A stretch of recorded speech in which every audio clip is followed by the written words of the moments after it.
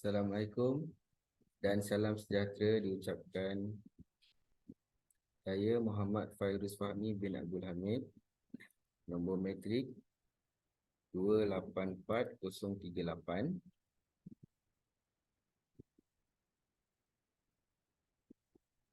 Tugasan individu Perlembagaan Malaysia dengan tajuk Neutrality dalam Perkhidmatan Awam di Malaysia.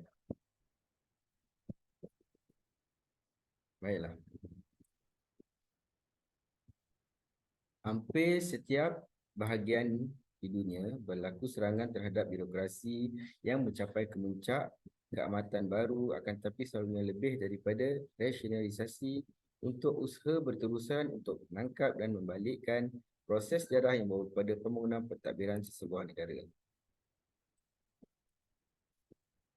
Neutraliti dalam perkhidmatan awam di Malaysia merujuk kepada prinsip di mana pekerja perkhidmatan awam diharapkan dapat menjalankan tugas dan tanggungjawab mereka tanpa mengambil kira faktor-faktor politik, agama, kaum maupun kepentingan peribadi.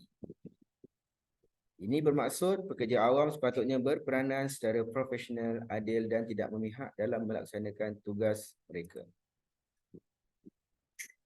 Nilai dan etika dalam perkhidmatan awam. Etika adalah istilah biasa dalam mencerminkan tingkah laku manusia. Untuk memahami sudut pandangan dari segi Islam mengenai aspek ini, istilah tersebut perlu difahami terlebih dahulu. Sebenarnya untuk memahami tentang etika kerja, seorang itu harus memahami terlebih dahulu istilah etika ini sendiri. Pada asasnya, etika dalam kamus Oxford bermaksud ilmu, dan ini akhlak. Akhlak dapat ditakrif sebagai suatu kepribadian berkenaan dengan kebaikan atau keburukan sama ada dari sudut budi pekerti atau perangai atau dengan membezakan antara yang benar dan yang salah. Perkataan etika dan moraliti ini masing-masing mempunyai asal usul sendiri daripada Yunani dan Latin. Baiklah, kita ke prinsip neutrality dalam perkhidmatan awam. Prinsip neutrality ini memainkan peranan penting dalam memastikan keadilan, integriti dan kecekapan dalam perkhidmatan awam.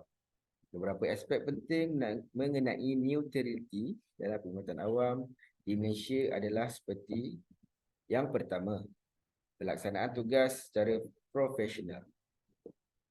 Pelaksanaan tugas secara profesional ini bermaksud pekerja perkhidmatan awam ini diharapkan dapat menjalankan tugas mereka dengan berlandaskan prinsip profesionalisme dan kecekapan tanpa campur tangan atau pengaruh dari faktor-faktor yang tidak berkaitan dengan tugas-tugas yang dijalankan.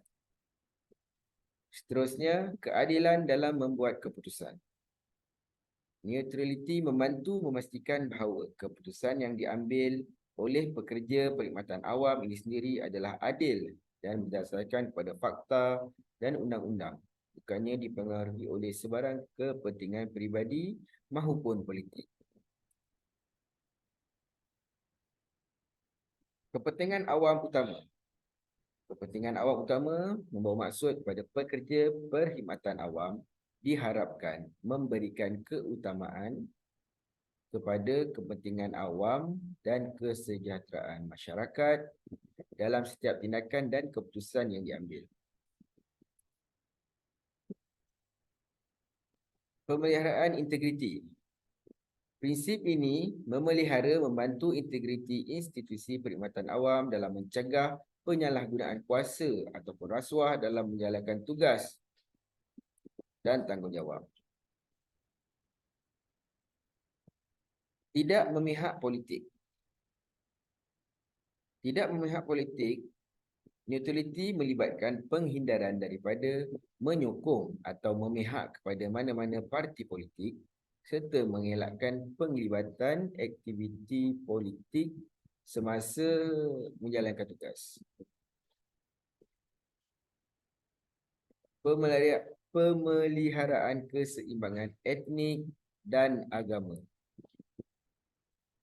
Neutraliti membantu memastikan bahawa semua individu tanpa mengira latar belakang etnik atau agama diperlakukan secara saksama dan adil dalam perkhidmatan awam.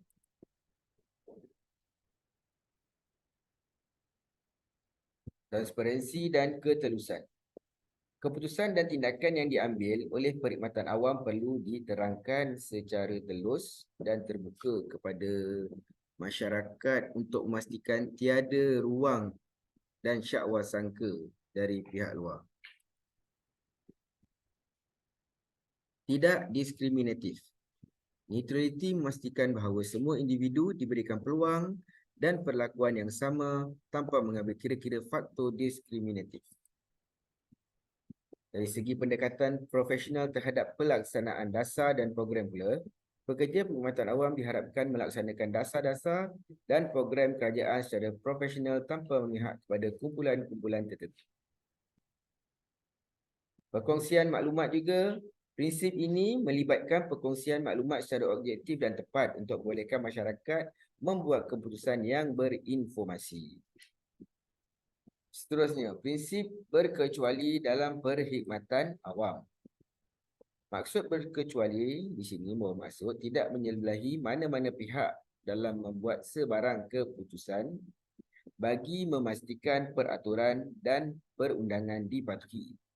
Sikap berkecuali perlu diterjemahkan ketika membuat keputusan di dalam segala urusan perkhidmatan seperti merangka, dasar-dasar semasa kerajaan dan permohonan. Antara konsep berkecuali dalam penjawat awam antaranya adalah dari sudut politik. Keadaan berkecuali ini adalah cara singkat untuk menggambarkan satu siri yang saling berkaitan konsep yang merangkumi antara lain kesetiaan kepada kerajaan dalam had undang-undang dan dasar yang ditetapkan. Tidak mahu dikenali dan kerahsiaan proses membuat keputusan birokrasi, tanggungjawab untuk melaksanakan dasar kerajaan tanpa mengira fahaman politik yang awam.